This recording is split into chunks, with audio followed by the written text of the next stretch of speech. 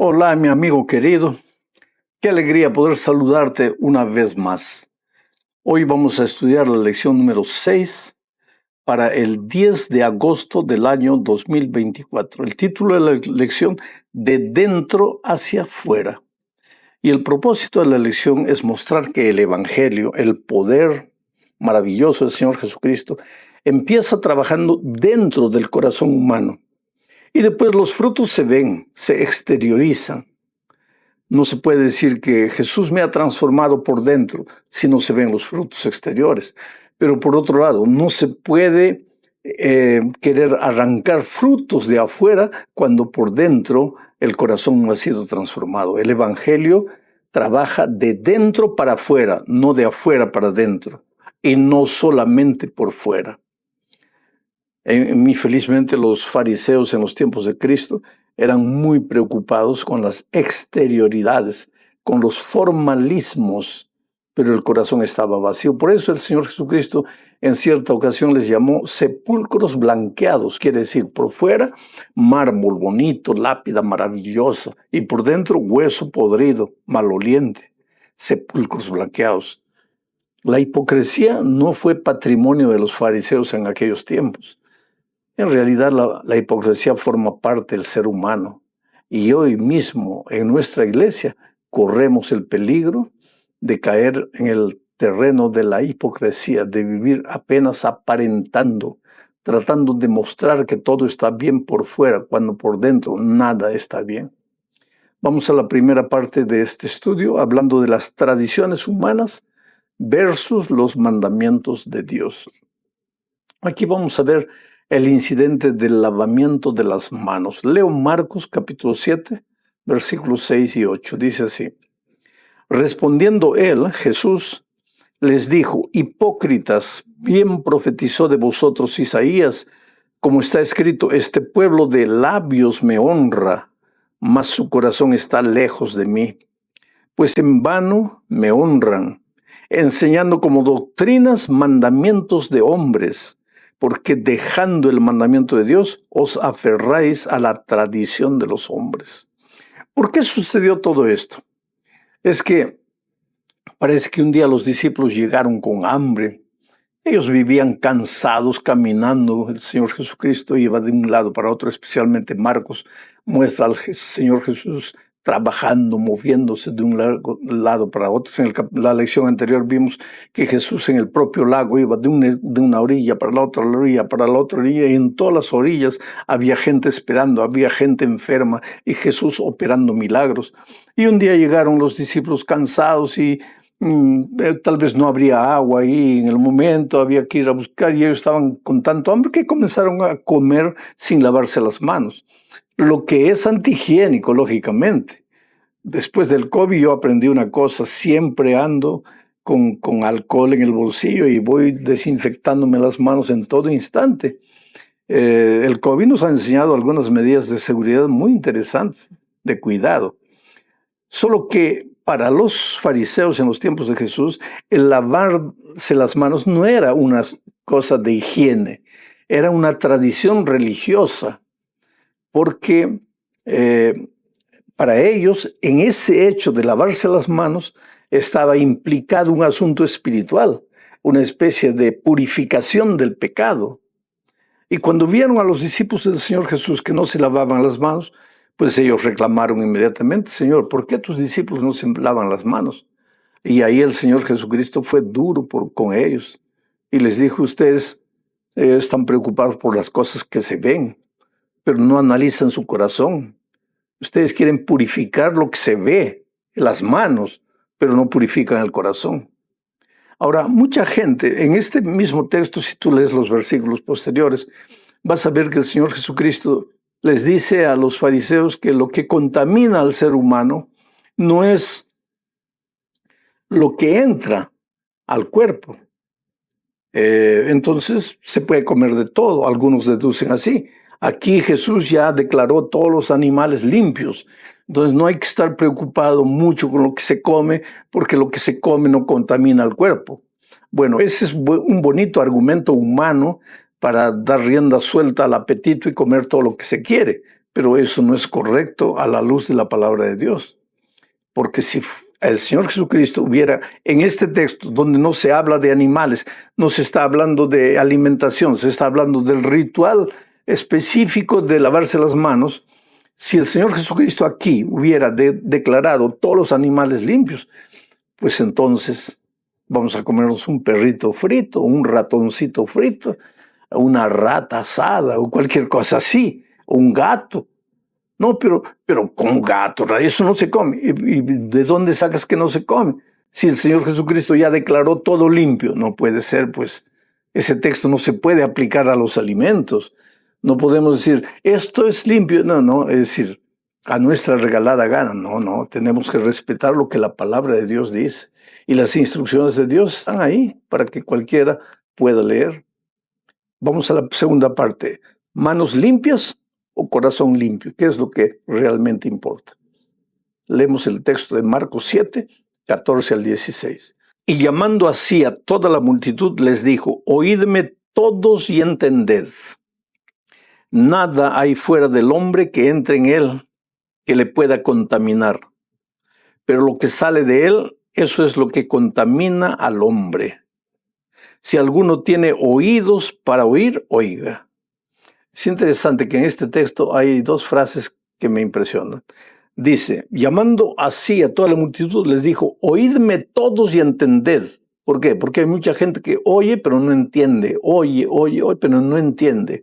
Y después en la última parte, el versículo 16 dice, si alguno tiene oídos para oír, oiga. Porque algunos tienen oídos, pero no oyen.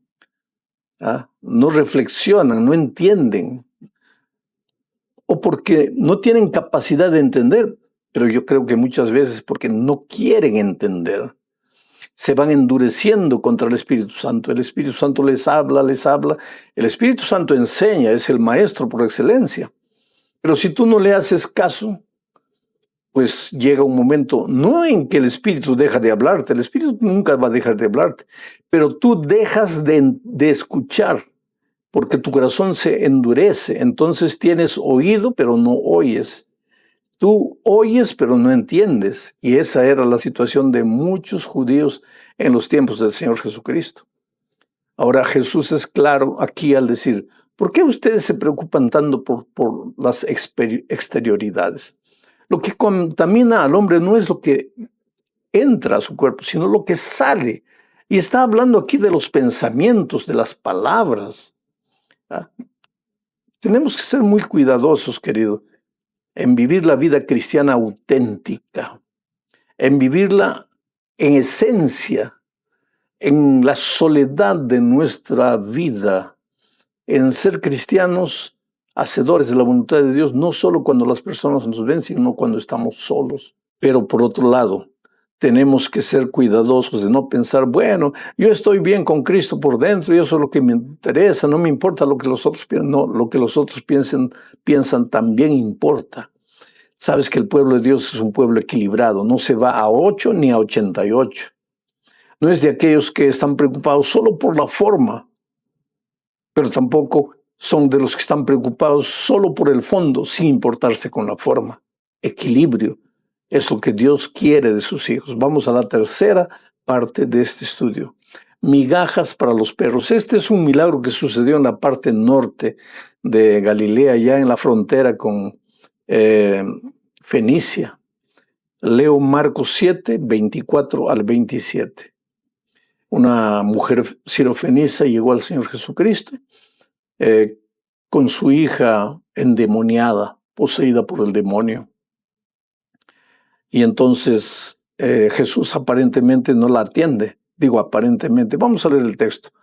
Marcos 7, 24 al 27. Levantándose de allí, Jesús se fue a la región de Tiro y de Sidón. Levantándose de dónde, de allí, de donde había hablado con los fariseos sobre el asunto de lavarse las manos, etcétera, etcétera. Levantándose de allí, se fue a la región de Tiro y de Sidón, y entrando en una casa, no quiso que nadie lo supiese, pero no pudo esconderse, porque una mujer cuya hija tenía un espíritu inmundo, Luego que oyó de él, vino y se postró a sus pies. La mujer era griega y sirofenicia de nación, y le rogaba que echase fuera de su hija al demonio.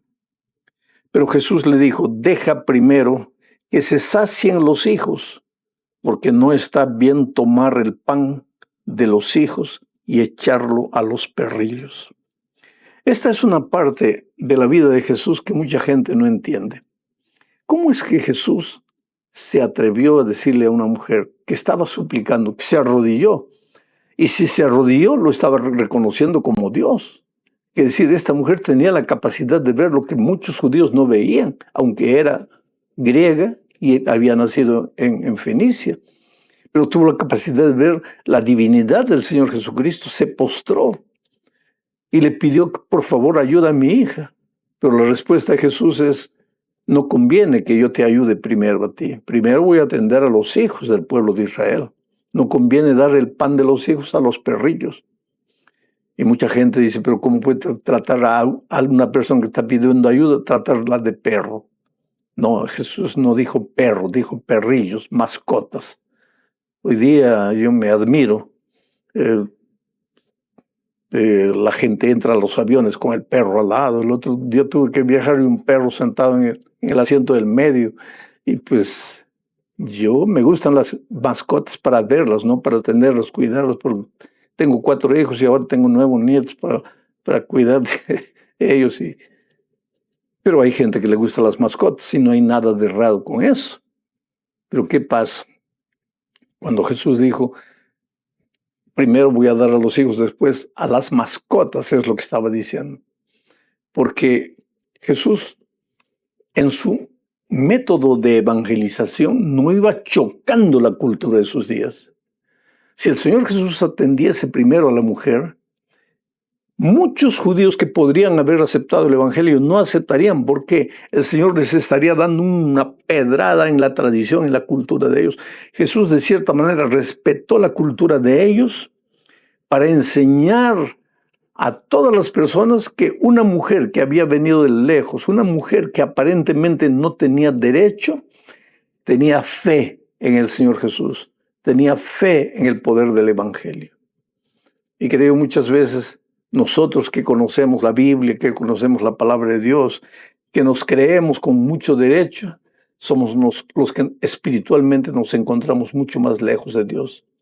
Y gente que no ha conocido la palabra de Dios, cuando oye hablar de lo que Jesús es capaz de hacer, caen de rodillas y se entregan al Señor Jesucristo. Vamos a la cuarta parte de este estudio. Otro milagro del Señor Jesús, ahora con un hombre tartamudo, con un hombre que tenía la lengua presa. Leo Marcos 7, 31 al 35. Dice así: volviendo a salir de la región de Tiro, después de sanar, de libertar a la hija de la mujer, vino a Sidón, al mar de Galilea, de nuevo al mar de Galilea, pasando por la región de Decápolis. Y le trajeron un sordo y tartamudo, y le rogaron que le pusiera la mano encima. Y tomándole aparte de la gente, metió los dedos en las orejas de él, y escupiendo, tocó su lengua, y levantando los ojos al cielo, gimió, y le dijo: efata, es decir, sé abierto. Al momento fueron abiertos sus oídos y se desató la ligadura de su lengua y hablaba bien. ¿Sabes? Este es el único milagro del Señor Jesucristo donde se da algunos detalles medio fuera de un procedimiento normal. Dice que las personas le trajeron para que el Señor Jesús colocase las manos encima del sordomudo. Y el Señor le colocó los 2 dedos en los oídos, escupió y tocó su lengua con la saliva. Y después levantó los ojos y clamó a Dios. Y los oídos del sordo se abrieron y su lengua comenzó a hablar normalmente. ¿Por qué Jesús hizo eso? Yo no sé. Yo no sé. ¿Y por qué Marcos registra en detalle esto? Yo no sé, tal vez porque fue la primera vez que hizo así, porque te acuerdas que mucha gente era curada solo tocando sus vestidos o con la palabra del Señor Jesucristo o cuando Jesús tocaba el cuerpo de ellos. Pero ¿por qué este incidente con tantos detalles? Yo no sé. Ahora, lo que me importa de este milagro es que un hombre que no podía hablar, habló. Un hombre que no podía oír, oyó. Tú no eres capaz de entender lo que Dios puede hacer por ti. Hoy día todos me ven predicando, hablando en muchos lugares, en muchos estadios, hablando en iglesias, hablando en la televisión, en el internet. Pero sabes que cuando yo era un jovencito, era tan tímido que me daba miedo hablar. Y una vez en un concurso de oratoria estaba inscrito, pero cuando llegó mi vez me congelé, no podía entrar. Y vino un profesor y me tocó el hombro y me dijo: Alejandro, ve. Pero era una voz, era una orden, al mismo tiempo era una palabra de ánimo. Era un discurso que ese maestro me dio como diciendo: hijo, ve en nombre de Dios, Dios va a hacer lo que tú no puedes hacer por ti. Y fui. Y desde ese día seguí yendo hasta hoy. Dios me abrió los labios y me dio la capacidad de predicar. Tú no eres capaz de imaginar a dónde Dios te puede llevar. ¿Cuántas veces encuentro jovencitos de 13, 14 años? A veces me miran con ilusión: pastor, ¿usted cree que yo seré un grande pastor, que voy a predicar también para multitudes? Claro que tú no tienes idea dónde Dios te puede llevar, pero coloca tu vida en las manos de Dios. Deja que Dios abra primero tus oídos para entender qué cosa, su palabra. Y en segundo lugar, que el Señor toque tu lengua. ¿Para qué? Para que hables. ¿Y para qué todo? Para gloria de Dios, para gloria de su nombre. Dios es Dios que toma cosas pequeñas y las hace grandes. No dejes que la vida o que los compañeros hacen bullying contigo. No, porque tú nunca vas a dar resultado. No, tú no te preocupes con eso. Tú mira a Dios, clava tus ojos en los ojos de Dios y camina y vas a ver las maravillas que van a suceder contigo. Vamos a la última parte de este estudio, hablando del cuidado con el pan en mal estado. Este incidente es interesante. Aquí se habla del reino de Dios, aunque tú no entiendas. Voy a leer Marcos 8, 11 al 3. Dice así: vinieron entonces los fariseos y comenzaron a discutir con él, pidiéndole señal del cielo para tentarle. Y gimiendo en su espíritu dijo Jesús, ¿no? ¿Por qué pide señal esta generación? De cierto os digo que no se dará señal a esta generación. Y dejándolos, volvió a entrar en la barca y se fue a la otra ribera. Interesante. Danos una señal para creer en ti. ¿Qué creer en ti? Ellos podrían tener 5,000 señales, no iban a creer en Jesús. Ellos no querían creer. Ellos tenían oídos, pero no para oír. Ellos oían, pero no entendían. Corazón duro. Habían pecado contra el Espíritu Santo. Por eso Jesús les dijo: ¿Qué señales voy a dar por ustedes? No, ustedes no necesitan señal. Y se fue a la otra orilla del río. Entonces sucede lo que tiene que ver con el reino de Dios. Marcos 8, 14 al 17. Dice así: habían olvidado de traer pan y no tenían sino un pan consigo en la barca. Y él les mandó diciendo: mirad, guardaos de la levadura de los fariseos y de la levadura de Herodes. Y discutían entre sí diciendo: es porque no trajimos pan.